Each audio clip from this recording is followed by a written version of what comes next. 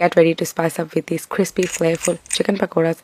Let's dive right in. First thing first, take boneless chicken pieces and sprinkle in salt and vinegar. Give it a good mix and let it marinate, and this step is the key. Now let's add in Indus chili powder, Indus chili flakes, Indus garam masala, Indus cumin and coriander, along with the Indus turmeric and a pinch of baking soda.